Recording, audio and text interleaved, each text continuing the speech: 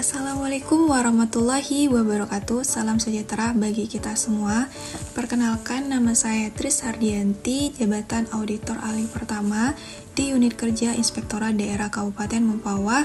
Saya merupakan peserta Lasar CPNS tahun 2025 Angkatan 11 Kelompok 1. Dalam rangka kegiatan Lasar CPNS tahun 2025 di agenda 1 modul 2 tentang materi analisis isu kontemporer, yang kali ini saya akan mempresentasikan tentang pelayanan publik digital di instansi saya sendiri, yaitu Inspektorat Daerah Kabupaten Mempawah. Latar belakang. Pelayanan publik kini semakin beralih ke sistem digital, sejalan dengan tuntutan efisiensi dan transparansi. Namun, digital juga membuka peluang munculnya penyimpangan baru seperti adanya manipulasi data, penyalahgunaan akses, dan korupsi berbasis teknologi. Karena itu, dibutuhkan mekanisme pengawasan internal yang adaptif dan partisipatif.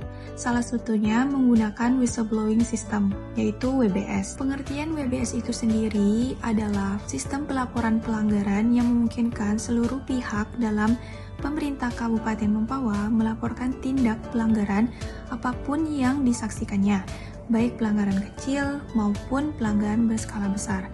Selanjutnya, laporan tersebut akan ditindaklanjuti oleh pihak Inspektorat Daerah Kabupaten Mempawah. Apa itu whistleblower?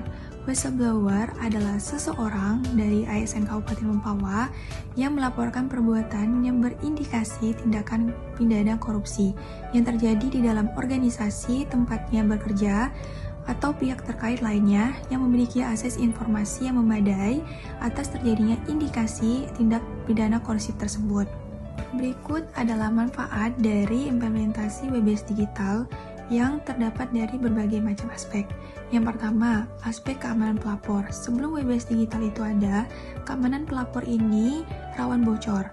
Lalu setelah WBS digital ini ada, keamanan pelapor bisa terlindungi dan terenkripsi. Lalu yang ada aspek waktu tindak lanjut.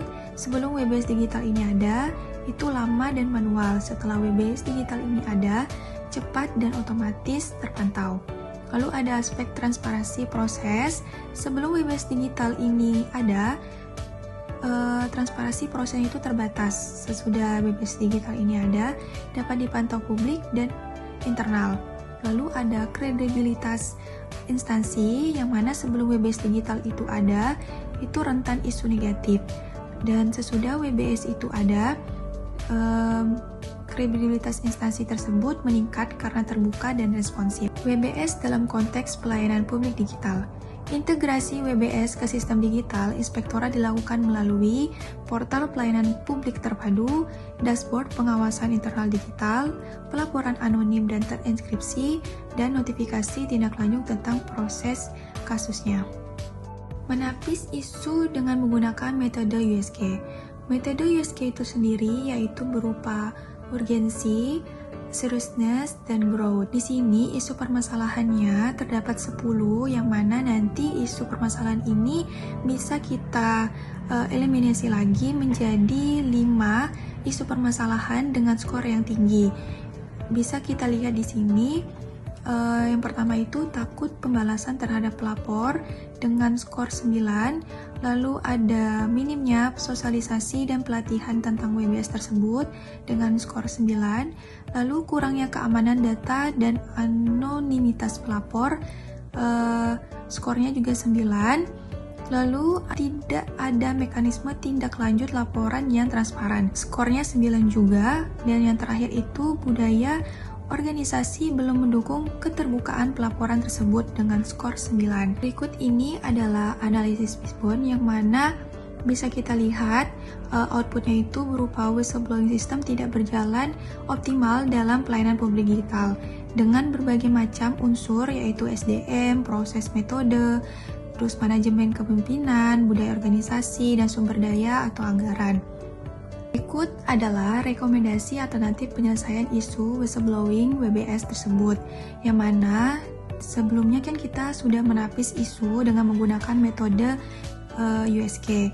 Lalu eliminasi isu utama, yaitu terdapat 5 poin. Yang pertama, takut pembalasan terhadap pelapor. Yang kedua, kurangnya keamanan data dan anonimitas pelapor. Yang ketiga, budaya organisasi belum mendukung keterbukaan dan pelaporan. Yang kelima, kurangnya pemahaman pegawai tentang WBS tersebut.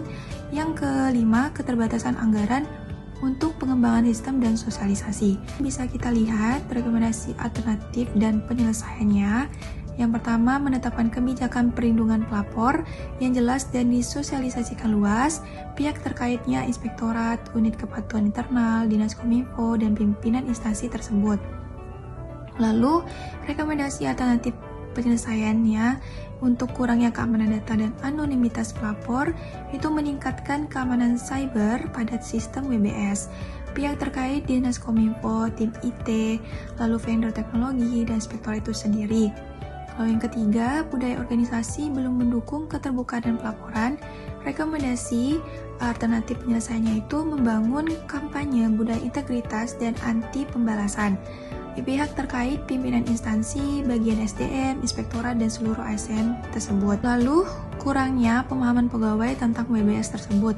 Rekomendasinya itu menyelenggarakan pelatihan WBS berbasis e-learning dan simulasi kasus. Pihak terkait, bagian SDM, inspektorat, dinas kominfo. Lalu yang kelima, keterbatasan anggaran untuk pengembangan sistem dan sosialisasi. Rekomendasi alternatif penyelesaiannya itu mengalokasikan anggaran khusus WBS dalam APBD dan atau PBN instansi tersebut. Pihak terkait pimpinan instansi, BPKAD, inspektorat, dan Kemenpan ARB. Sekian presentasi saya pada hari ini tentang pelayanan publik digital di instansi.